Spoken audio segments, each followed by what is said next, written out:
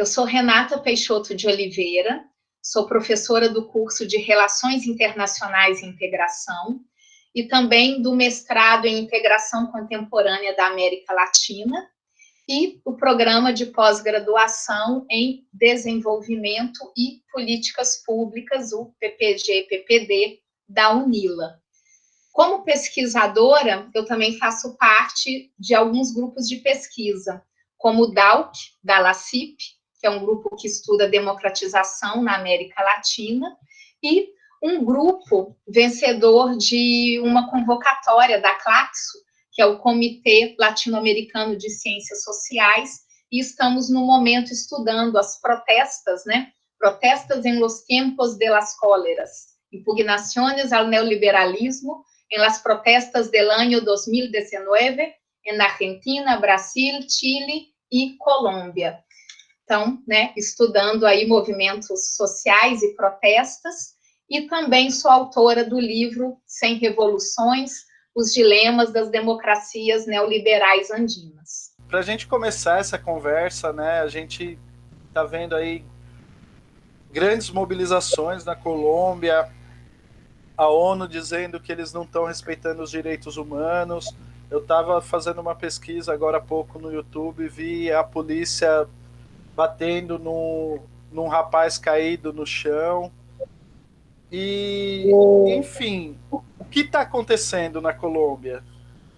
Olha, a Colômbia, desde 28 de abril de 2021, está passando por uma crise considerável.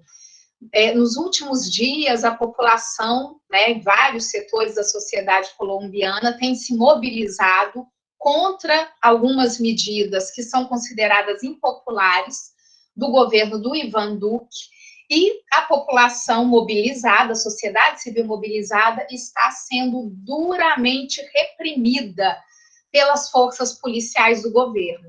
E é isso que vem chamando a atenção, não só no país, na região, mas de uma maneira generalizada, a comunidade internacional está muito mobilizada e preocupada, com razão, com motivos, com as violações de direitos humanos que têm ocorrido todos os dias, desde que essas manifestações tiveram início.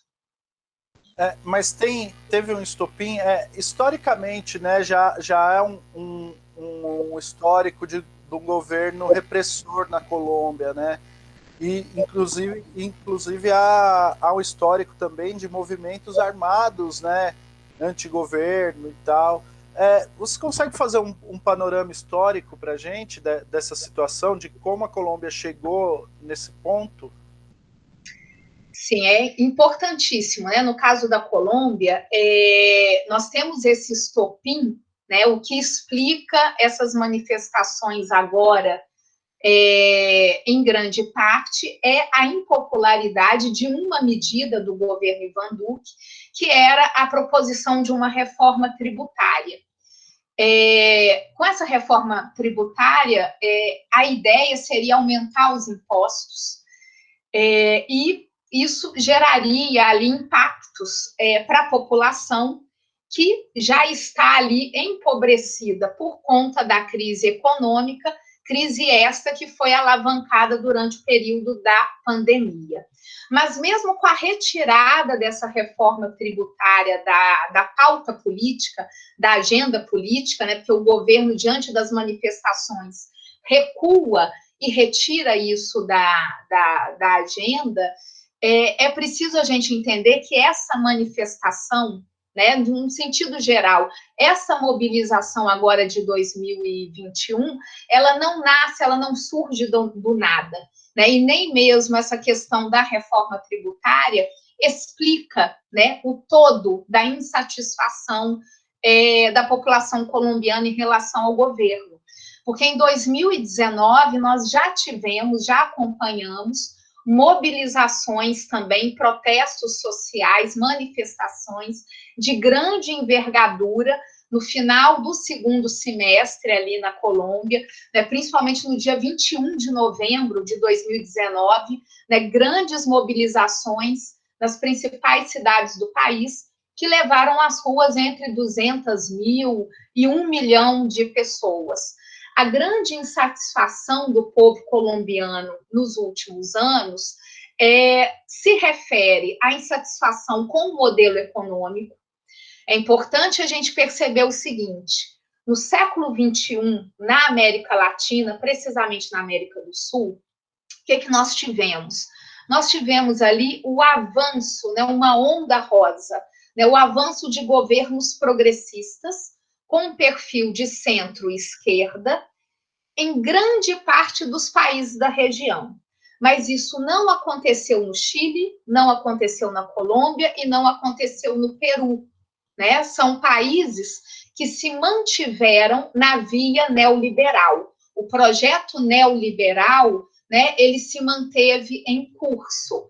Então, em 2019, a população já saiu às ruas, também na Colômbia, para se manifestar contra este modelo, né? As privatizações, a falta de proteção social, né? Essa propaganda de um Estado mínimo que não protege, que não garante, né, direitos sociais, direitos trabalhistas, né? Isso já leva a população às ruas. Além disso, né, de algo que é parte dessa conjuntura desses países da região andina que se mantiveram na via neoliberal, né, agora já estão mais do que cansados deste modelo econômico, né, se veem esgotados diante dos impactos desse modelo econômico. No caso da Colômbia, a gente tem um aspecto muito específico e muito singular.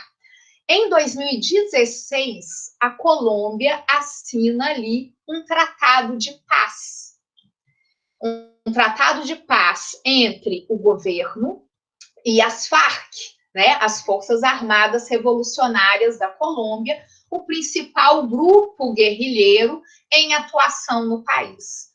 Qual era ali o objetivo principal, né, de se assinar um acordo de paz?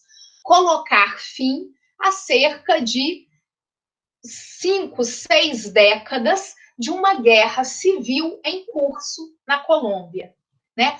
A Colômbia, desde o final da década de 40, ela vive diferentes etapas de um processo de violência política. Uma violência que ela começa lá no final dos anos 40, enquanto uma disputa, uma rivalidade que se alastra por todo o país e que depois, ao longo dos anos e das décadas, vai ganhando outros componentes. Na década de 60, surgem ali, em função dos conflitos no meio rural colombiano, né, os conflitos entre campesinos, né, camponeses e latifundiários, né, que são os detentores, né, de grandes propriedades rurais, né, muito em função dos conflitos rurais, surge ali os primeiros, né, e principais grupos guerrilheiros no país. Então, a gente tem um ator político e social importante que começa a configurar também essa dinâmica do conflito, da violência, da guerra na Colômbia. Em seguida, final dos anos 60, anos 70, mas um auge mesmo nos anos 80, a gente tem ali o surgimento e o fortalecimento dos grandes cartéis do narcotráfico. Cartel de Cali, cartel de Medellín, né? Então, aí, ó, novos atores, narcotraficantes. Anos 80, anos 90, outros atores políticos para configurar esse conflito colombiano. Forças paramilitares, né? Que vão procurar combater os grupos guerrilheiros, né? Com um perfil ali mais à direita e associados ao governo, mas também buscando constituir um tipo de poder paralelo. Então, a história colombiana no século XX, né, na segunda metade do século XX, é uma história marcada pela violência. uma violência com vários atores, como eu disse, narcotraficantes, grupos paramilitares, guerrilheiros. Depois de décadas de conflito, a população empobrecida, milhões de pessoas deslocadas, né, que tiveram que migrar, que sair da sua cidade natal, da sua região, por conta destes conflitos armados, até mesmo migrar para outros países. Finalmente, em 2016, nós temos ali a propositura de um acordo de paz. Então, qual era ali a ideia do acordo de paz? Principalmente, estabelecer um compromisso com o principal grupo guerrilheiro, que era as Farc. Mas, quando esse processo de paz ele é assinado, nós temos ali o comprometimento das Farc em entregar as armas, em voltar para a vida civil, em constituir um novo partido político, ou seja, agora as Farc não vai lutar, né? Não vai pensar a política pela via da luta armada. Não, ela vai entrar para a política institucionalizada, está assinando ali um acordo com o governo. Ótimo, perfeito. Né? É assinado aí esse acordo e, anos depois, a gente percebe que esse acordo ele não foi cumprido, principalmente pelo governo. Nós tivemos, nos últimos anos na Colômbia, uma série de assassinatos de líderes comunitários, tanto líderes vinculados às forças camponesas, lideranças indígenas, mas também líderes comunitários, lideranças locais, que eram dissidentes, eram ex-guerrilheiros, pessoas que fizeram parte das Farc, mas assinam ali o tratado de paz com o governo, entregam as armas e entram para a vida civil. Ou seja, como se dá a inserção das pessoas que saem da guerrilha e se tornam simplesmente cidadãos e cidadãs colombianas. Essa inserção dos guerrilheiros, das guerrilheiras à vida civil, ela não acontece da maneira esperada após a assinatura de um acordo de paz. Então, as pessoas também começam na Colômbia nos últimos anos a perceber alvos possíveis do seu descontentamento crescente. De um lado, as injustiças, a pobreza, a desigualdade, a falta de proteção, a falta de direitos, pela manutenção de um modelo econômico excludente, né, que pode garantir o crescimento econômico do país, que maravilha, mas esse crescimento econômico, ele não chega para grande parte da população, que é pobre, né, ou miserável, e também, entre outros aspectos, nós temos um descontentamento crescente com o momento posterior da assinatura deste tratado de paz, porque os líderes foram assassinados, as Farc entregam as armas e o governo não cumpre totalmente com o prometido. Então, ali em 2019, as pessoas já saíram às ruas voltadas, né, para essas questões que geravam ali grande insatisfação.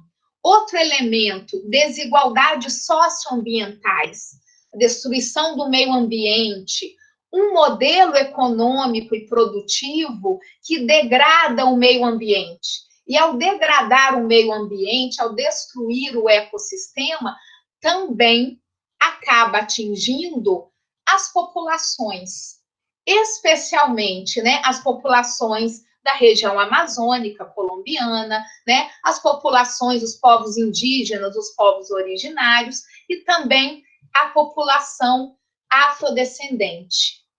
Quanto a essa população afrodescendente, mais um elemento para a gente ir aí elencando né, aquela gama de elementos que geram insatisfação no povo colombiano. Essa população afrodescendente, que é significativa na composição étnica da Colômbia, né, a Colômbia, assim como o Brasil e também a Venezuela, na América do Sul, né, seguramente são os países que têm a maior população afrodescendente desse continente, né, do continente sul-americano.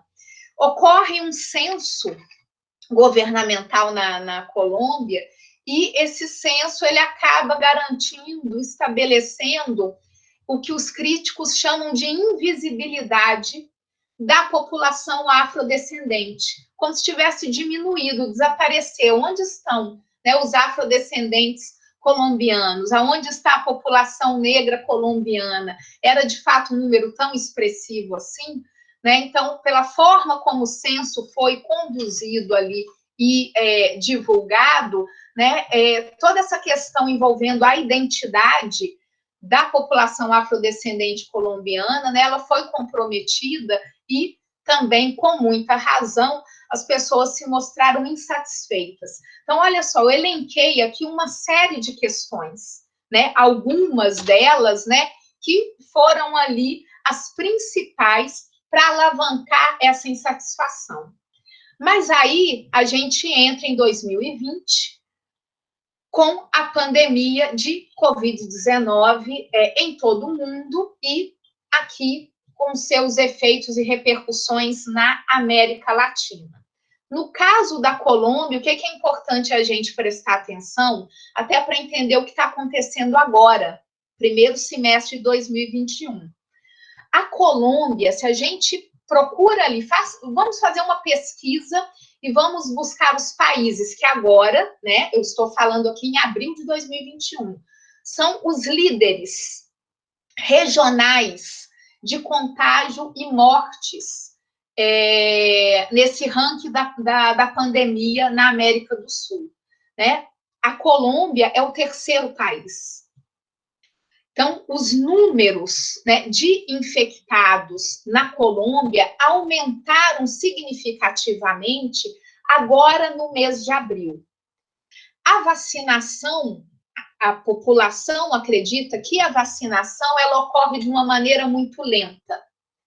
E isso, né, além, né, de causar ali um grande impacto no sistema de saúde, de causar ali inúmeras mortes, também impede que o país retome o seu crescimento econômico.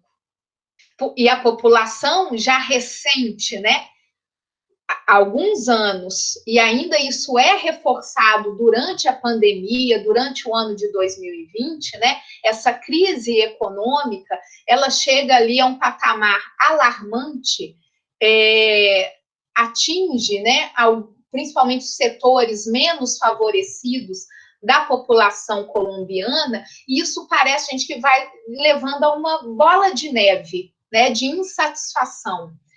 Só para reforçar, antes da gente prosseguir aqui, temos mais coisas para falar sobre o caso colombiano, sobre este aspecto da pandemia na Colômbia, a situação ela foi tão grave ali no primeiro semestre de 2020, né, quando a pandemia chega ao país, que nós tivemos ali algumas situações muito tristes. Em alguns bairros populares, né, em alguns prédios, né, algumas construções ali, prédios, né, construções de conjuntos habitacionais voltados para a população mais carente, nós tivemos ali durante a pandemia várias pessoas que, por estarem passando fome, elas amarravam lenços vermelhos nas suas janelas. Eram as manifestações silenciosas dos pañuelos rojos, né, dos lenços vermelhos. O que esses lenços vermelhos amarrados nas janelas sinalizavam? Um pedido de socorro. A população colombiana passando fome durante a quarentena, principalmente ali nos primeiros meses, com o aumento do desemprego, com aquele clima ainda reverberando de 2019, né, líderes comunitários assassinados e tudo mais, né, as pessoas estavam trancadas dentro de casa, passando fome, sem ter trabalho e sem poder sair para trabalhar ou buscar algum tipo, né, de sustento, por conta da pandemia de Covid-19. Então, elas amarravam estes lenços, porque a casa que tinha um lenço vermelho amarrado na janela queria dizer: me ajude, eu estou passando fome.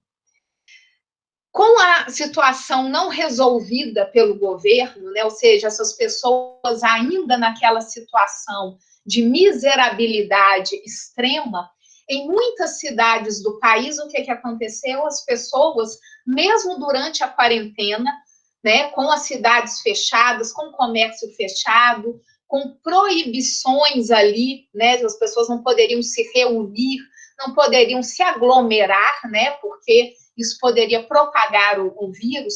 O desespero era tamanho desses setores, né, mais carentes, os setores populares, os setores marginalizados, que as pessoas tiraram os lenços vermelhos da janela e saíram às ruas para protestar e para pedir comida. E foram duramente repreendidas pelas forças policiais. Um ano depois, né, de uma situação que não se resolve, muito pelo contrário, ela só se deteriora, e o governo do Ivan Duque, que é um governo de direita, um governo conservador, um governo de perfil neoliberal, né, ao invés dele pensar ali programas de governo, ações, políticas, medidas para minimizar os impactos da pandemia, da crise econômica na população colombiana, ele volta à tona em 2021 com uma agenda política que vai, de uma maneira deliberada e muito visível, afetar a qualidade de vida, né, e as possibilidades mínimas de existência, né, e sobrevivência dessas pessoas. Né? Você fazer uma reforma, realizar uma reforma tributária para aumentar impostos no meio da pandemia, estes impostos, eles incluiriam, por exemplo, aumentar ali alíquotas de serviços públicos, como gás e energia, aumentar a base de contribuintes, eu quero mais gente contribuindo. Se as pessoas estão desempregadas, né? Mais de 40% da população colombiana é considerada pobre. Mais de 40% de índice de pobreza no país. Então, é muito natural a gente imaginar que as pessoas estivessem aí, né, agora, 2 anos depois, esse processo meio contínuo, né, de insatisfação, que elas voltassem, né, a todo vapor, com todas as suas forças, a se mobilizarem pela retirada, né, dessas medidas impopulares, mas diante da grande repressão policial, né, um outro ponto aí, né, você sai para manifestar o seu legítimo direito, né, de expressar o seu descontentamento em relação às medidas de um governo, né, um governo que já goza de impopularidade, né, já há cerca de 2 anos, e isso é muito nítido, né? Mas aí, ao sair às ruas para se manifestar, essa população começa a sofrer violações dos direitos humanos, prisões arbitrárias, execuções sumárias, já falei de prisões, até mesmo existem aí alguns depoimentos que consideram aí que os policiais realizaram aí violações, né, no sentido sexual, né, de mulheres, né, de manifestantes, ou seja, feridos, né, várias pessoas com lesões oculares, como aconteceu no Chile em 2019, né, várias pessoas perderam a visão, né, naquelas manifestações. Então, isso parece que joga, né, mais lenha na fogueira, vamos dizer assim, né, e aí as pessoas não tiram os pés, né, não arredam os pés das ruas, né, não voltam para casa, não recuam, né, porque elas ainda continuam manifestando agora, né, além de tudo isso que eu falei, né, que está ali na garganta já há alguns anos, e até mesmo algumas décadas, né, de questões ali vinculadas à violência e ao neoliberalismo na Colômbia, né? Agora, com a repressão policial, é aí que as pessoas se motivam mais ainda a confrontarem o governo e chamarem a atenção, né? Não só, né, dos setores políticos, de setores da sociedade colombiana, né? Mas atraírem a atenção internacional para a violação de direitos humanos que está acontecendo, né, de modo sistemático, não apenas como repressão a essas manifestações, mas desde que o acordo de paz foi firmado em 2016 e que, na realidade, nada mudou de maneira efetiva, porque a Colômbia continua sendo um dos países, né, do continente que mais violam os direitos humanos. Durante muito tempo, a Colômbia se revezou entre governos liberais e conservadores. E essa ideia acabou criando que as instituições democráticas da Colômbia não corriam perigo. Pelo menos no exterior ela era vista como bastante estável, né? Mas durante essa crise, o presidente Duque convocou os militares. E isso gerou até um cenário de golpe de Estado, né? Segundo alguns analistas. E, por outro lado, o ano que vem vai ter eleição na Colômbia e o líder das pesquisas é o Gustavo Petro, né, que é um candidato de esquerda que já fez parte da guerrilha. Nesse cenário, a democracia da Colômbia corre perigo? Olha, o que falar sobre a democracia da Colômbia? Então, já que a gente pode aqui puxar um pouco o histórico, acho que é importante a gente destacar algumas peculiaridades. A Colômbia, ao contrário de outros vizinhos sul-americanos, ela viveu durante várias décadas do século XX, né, principalmente ali para conter o período do La Violência. Né, eu já comentei aqui que no final da década de 40, depois do assassinato, não cheguei a comentar a questão do assassinato, né, mas só ali do período em que a gente tem ali o início, né, a origem dos conflitos políticos na Colômbia. Isso aconteceu no final da década de 40. O estopim, né, a gente está sempre falando de um estopim. O estopim, lá na década de 40, foi o assassinato de um líder político muito popular, muito carismático, que era o Eliezer Gaitán, tinha sido até prefeito da cidade de Bogotá, e ali a gente tem, né, começa a violência política na Colômbia, e como eu já expliquei, em sucessivas etapas que vão ali ganhando elementos diferentes, né, violência política, aí a gente tem guerrilha, depois a gente tem narcotráfico, depois a gente tem paramilitares, né, e essa dinâmica aí da guerra civil. Mas, apesar dessa dinâmica da guerra civil, a Colômbia sempre foi considerada na região como um modelo de regime político estável, uma democracia em meio a várias experiências de ditaduras militares que pairavam na região, principalmente na década de 60 e na década de 70. Então, enquanto os vizinhos viviam ali, né, os seus dias tenebrosos, baixo regimes ditatoriais, né, regimes militares, na Colômbia a gente tinha uma democracia, mas, opa, calma, né, não é assim tudo tão florido. Que democracia era essa? A gente tinha ali na Colômbia um regime que era um regime de democracia pactuada. Na realidade, os dois principais partidos políticos, o Partido Conservador e o Partido Liberal, partidos históricos, que eram aqueles partidos lá do século XIX, depois do processo de independência.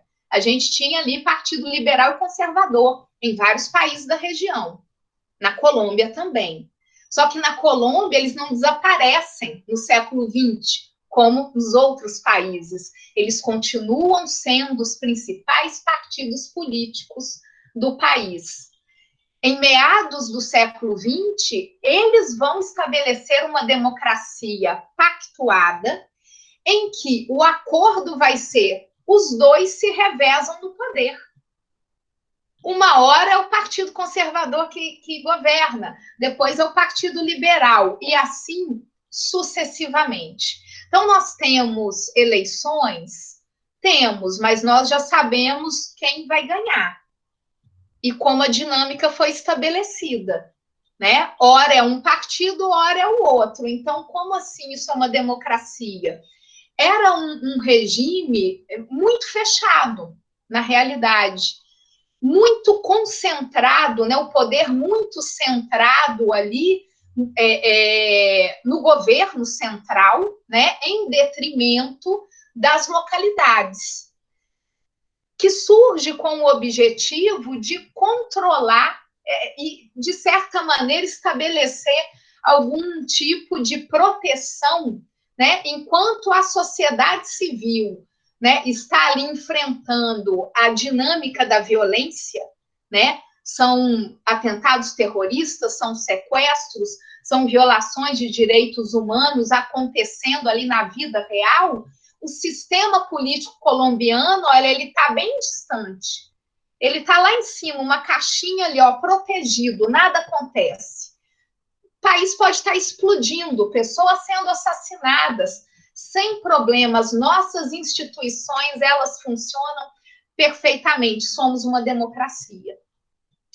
Só com o advento da Constituição de 1991, é que a gente pode assegurar, olha, aquela democracia, né, meio uma democracia meio mais ou menos, né, que é democracia pactuada, que tem um conchavo político entre os partidos, como assim isso pode ser considerado democracia?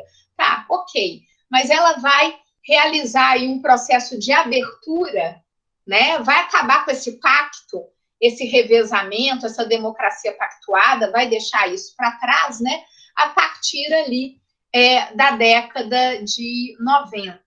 Mas, na realidade, isso aqui que eu disse nos ajuda a tirar um pouco desse mito.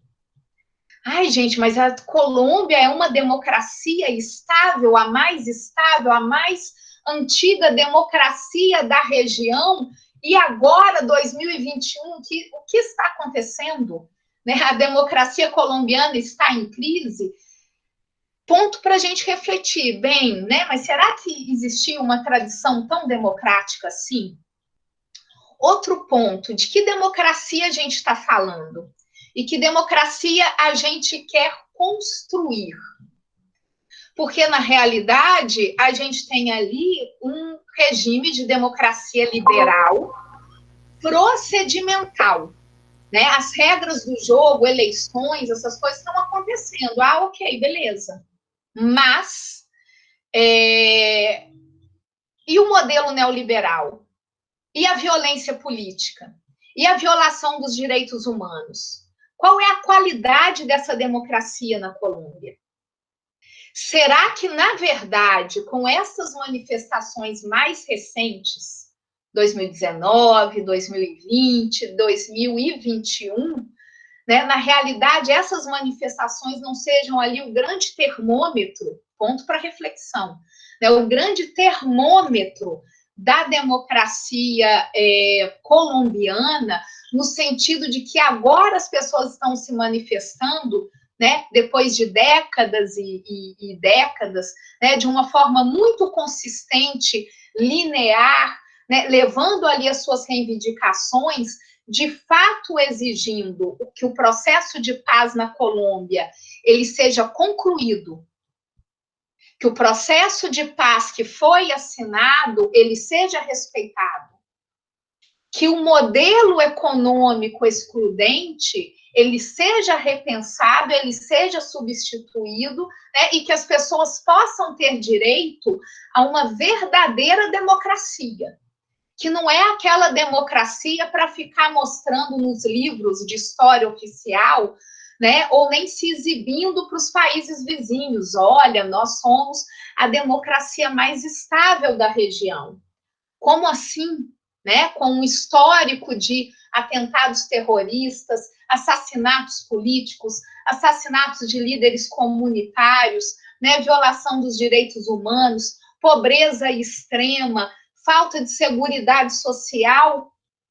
Democracia, né? Que democracia é essa, né? É isso justamente que eu acredito que as pessoas que estão se mobilizando, elas estão em busca, elas estão sinalizando, né? É um momento de crise, né? É um momento de possível ruptura institucional, sim. É um momento em que as forças policiais estão violando os direitos humanos do cidadão, da cidadã que se mobiliza, sim, mas é também um momento, né, diante da resistência destes movimentos, destes setores que estão se mobilizando, de apontar algo. Olha, para o futuro, né, para o próximo processo eleitoral, né, nós já nos mobilizamos e nós exigimos essas mudanças, como aconteceu no caso do Chile em 2019. Né? O Chile passou pelo estalido, né? E agora dizem que a Colômbia está passando pelo hartaço, né? Estou harta, não aguento mais, né? E isso pode sim sinalizar importantes movimentos para que agora, não antes, agora a gente tenha um avanço democrático importante na Colômbia, né? Esperamos que sim, que isso seja possível. Notícias mais recentes que o governo, após as manifestações, retirou a proposta da reforma tributária. A senhora acredita que seja possível que eles retomem e forcem uma aprovação dessa reforma novamente? Olha, eu acredito que, dada a atual conjuntura, né, dessas mobilizações que já duram vários dias e possivelmente elas não vão acabar agora, né? A gente ainda vai ter mais alguns dias, quem sabe semanas, de mobilização. Mesmo com a retirada da reforma tributária, a população continua se mobilizando e a repressão policial, ela contou ainda, né, de uma maneira desfavorável ao governo. Né? Os indicadores ali de apoio, legitimidade, né, e aprovação do governo caíram ainda mais.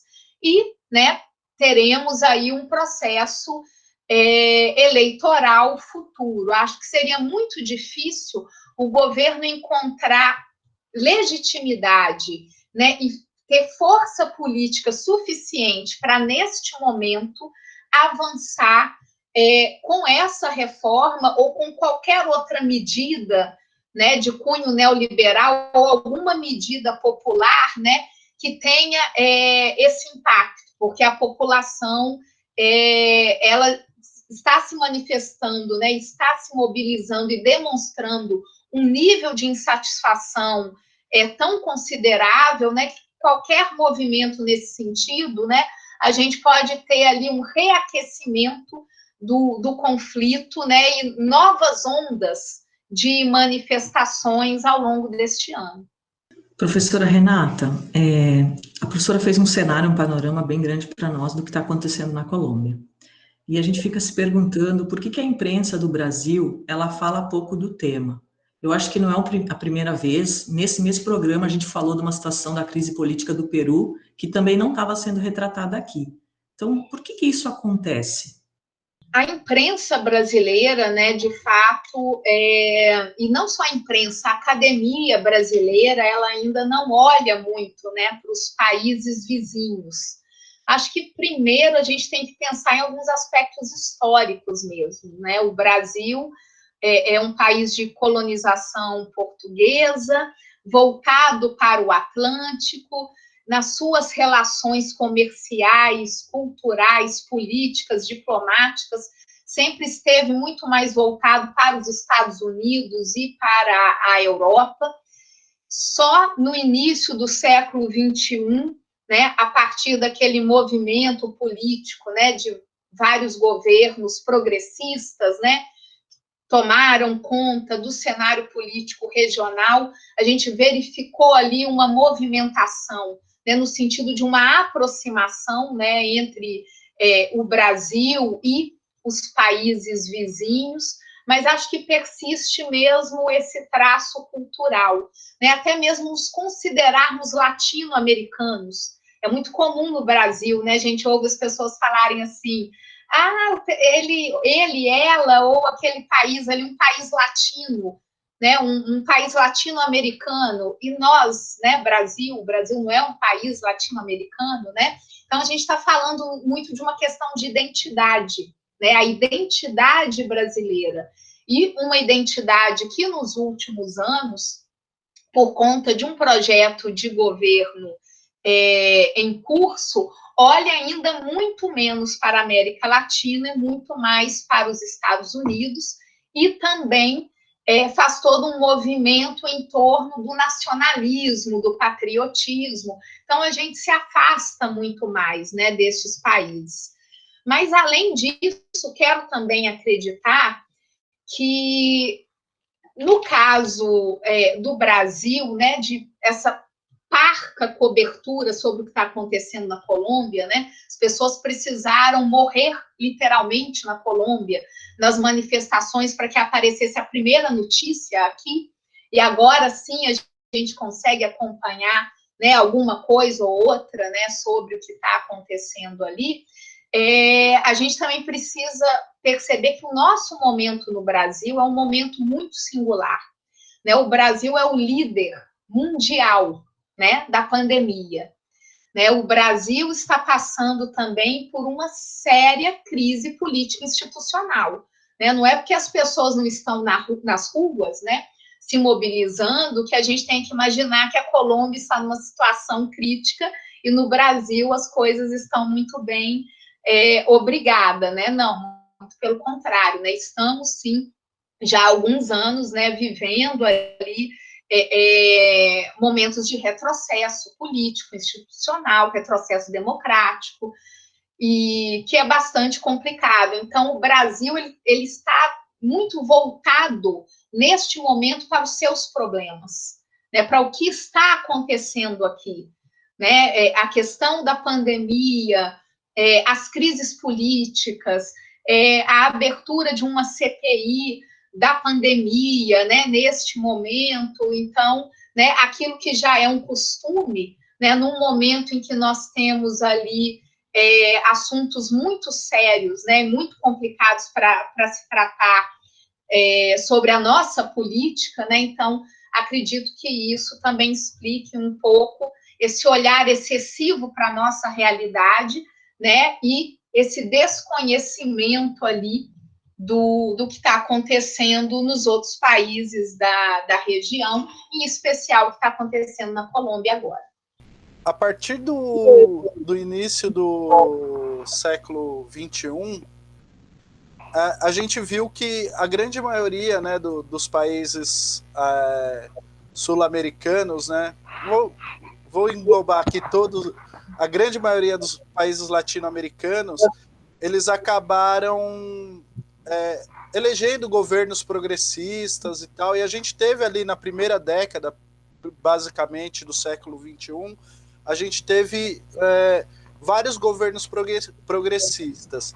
E aí parece que houve uma virada assim, e de repente veio todos esses governos mais neoliberais, mais à direita do espectro político, e nessa sequência a gente viu que aumentaram as manifestações. A gente teve manifestações no Chile, no Peru. Agora, essa situação da Colômbia, você acha que, vamos falar de um estopim, ela pode ser um estopim para manifestações nos países vizinhos também, nos moldes do que aconteceu com a Primavera Árabe, por exemplo, que começou no Egito e se espalhou por vários países. Você acha que isso pode ser um estopim para algo do tipo acontecer na América Latina? Sobre esse momento, né, que a gente está vivendo na América Latina, seguramente o ano de 2019 ele é o ano a se prestar bastante atenção.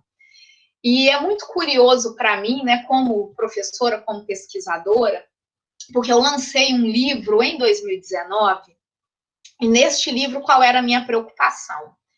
Era pesquisar 3 países da região, Peru, Chile e Colômbia.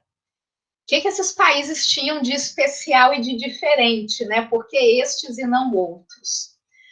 Porque no início do século XXI, nós percebemos a chegada, né, de vários governos progressistas mais à esquerda, né, do espectro político ideológico, em vários países da região.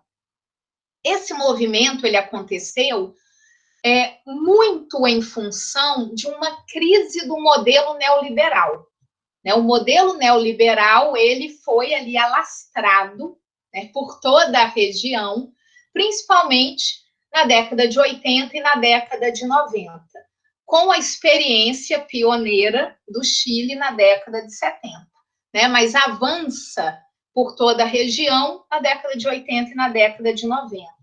Entra em crise, né, porque os impactos deste modelo neoliberal, eles são sentidos, né, a precarização das condições de trabalho, as privatizações em massa, nessa ideia do Estado mínimo, né, surgem aí um movimento de privatização da saúde, né, e da educação. Vai ser ali naquele momento que vão surgir ali, né, as escolas, as faculdades particulares, os planos de saúde, né, ou seja, todo aquele movimento neoliberal começa a enfrentar a resistência de alguns setores mobilizados da sociedade civil em diferentes países da região. Consequência disso, né, no próximo ciclo eleitoral, a gente tem ali, percebe também como um efeito dominó, né, a emergência, né, de líderes políticos, né, de lideranças políticas, de movimentos e partidos de esquerda que vão chegar ao poder justamente impulsionados por essa crise do neoliberalismo. Agora, tudo isso que eu estou falando aqui, isso tem a ver com vários países da região, ok, mas menos com o Peru, com o Chile e com a Colômbia. Porque estes países, e foi isso que eu estudei, né, no projeto de pesquisa, depois lancei um livro sobre o tema, estes países, em especial, eles não passaram por essas revoluções democráticas, por essas grandes mudanças políticas que os seus vizinhos passaram. Elas não passaram por governos com um perfil mais à esquerda, neodesenvolvimentistas, que chamavam e resgatavam o papel do Estado na economia, com políticas sociais mais abrangentes, etc., etc. Nada disso. Estes 3 países, Chile, Colômbia e Peru, permaneceram na via neoliberal. Não passaram por aquelas revoluções. Mantiveram seus dilemas, os dilemas próprios de países de industrialização tardia, países na periferia do sistema, países latino-americanos marcados pela exclusão, pelo histórico de séculos e séculos de colonização, regimes oligárquicos, escravidão. Estes 3 países, eles não realizaram este movimento. Eles permaneceram inalterados na via do neoliberalismo, e quanto ao regime democrático, estes países, incluindo a Colômbia, né, uma grande expressão desse modelo, manteve ali a sua noção, o seu regime democrático como, olha, democracia é a democracia formal, procedimental, institucional. Eu tenho que ter o direito a voto, eu tenho que ter eleições periódicas livres. É isso, é o mínimo. É considerado democracia? É isso. Democracia liberal associada a neoliberalismo. E não realizaram nenhuma transformação significativa. Significativa, eu estou sendo muito boazinha. Nenhuma modificação neste século. Aí foi justamente depois que eu lanço o livro falando disso, vem a manifestação no Chile, vem a manifestação na Colômbia, vem a manifestação no Equador, que passou pelo movimento, mas depois elege um presidente, o Lenín Moreno, que é um presidente que rompe, né, com o Correia e passa, né, a instituir um governo de perfil neoliberal. Aí a gente entende que estas manifestações agora, recentes, dos últimos 2 anos, nestes países que não mudaram a chave ou que voltaram para o neoliberalismo, saíram do progressismo, da esquerda, do nacional-desenvolvimentismo, né, neodessarolismo, e voltam, né, para um projeto neoliberal, né, essas mobilizações, elas são impugnações a esse regime. Né? Nós estamos aí há 40 anos de neoliberalismo na América Latina. Então, na Colômbia, assim como, né, no Chile, assim como no Peru, assim como foi no Equador, essas manifestações, elas devem ser entendidas também como manifestações contra um modelo que está em vigor e que não mudou, que não saiu de cena. Ao contrário do que aconteceu em outros países da região, que pelo menos, se não superaram totalmente o neoliberalismo, durante aquele período do progressismo, né, os seus governos conseguiram, né, durante um tempo razoável e considerável, né, garantir o crescimento econômico, garantir a distribuição de renda, o acesso à universidade, né, principalmente aqui no Brasil, né, e isso não se verifica nesses países. Então, aí é que a gente precisa entender a dimensão. São décadas e décadas, né, sentindo estes efeitos. Chega a um ponto de ebulição. É isso que está acontecendo agora, não como um novo processo na Colômbia, por exemplo, mas como uma retomada daquilo que já estava sendo manifestado pela população em 2019, quando as pessoas saíram às ruas entre outubro e dezembro de 2019 na Colômbia. Elas retomam, né, aquelas manifestações, aquelas mobilizações que foram, em parte, interrompidas, né, por conta da pandemia naquele cenário de 2020. Renata, para encerrar, essa discussão está muito boa, eu queria conversar muito mais sobre o assunto, mas a gente tem tempo. Então, para encerrar, eu queria te fazer uma pergunta. A gente conversou um pouco antes, né? Assim, você falou um termo que os colombianos estão usando, que é o rasnar. Não consigo pronunciar, mas enfim. E no Chile, no Peru, já tiveram essas manifestações. E, por incrível que pareça, né, eu quero trazer o assunto aqui um pouco para o nosso quintal, que é o Brasil é líder mundial em mortes por Covid. A gente tem uma crise institucional instalada no governo, claramente, né, parafraseando aquele procurador, nós temos convicção de que, não temos provas, mas a convicção de que há corrupção no governo. porém a população não se manifesta, e quando se manifesta, me parece que são grupos direcionados de apoio ao governo. Que leitura que você faz dessa situação no Brasil? Olha, o caso brasileiro, ele é muito peculiar neste contexto sul-americano. Porque se a gente começa a analisar as manifestações recentes em vários países da região, e não só considerando os últimos 2 anos, 2019, que foi muito particular, né, mas retomando ali alguns anos antes, a gente percebe, de uma maneira geral, nos nossos países vizinhos, as manifestações, elas ocorreram muito de uma maneira a expressar sentimentos de insatisfação muito nítidos, né, e não abstratos. Né? No Brasil, em 2013, nós tivemos grandes mobilizações, mas elas eram meio amorfas, meio abstratas, e elas foram sendo capitaneadas, né, por diferentes segmentos, né, de acordo com interesses políticos de determinados setores, e no final das contas, ninguém entende muito bem, né? A gente sabe as consequências depois, os desdobramentos políticos, né?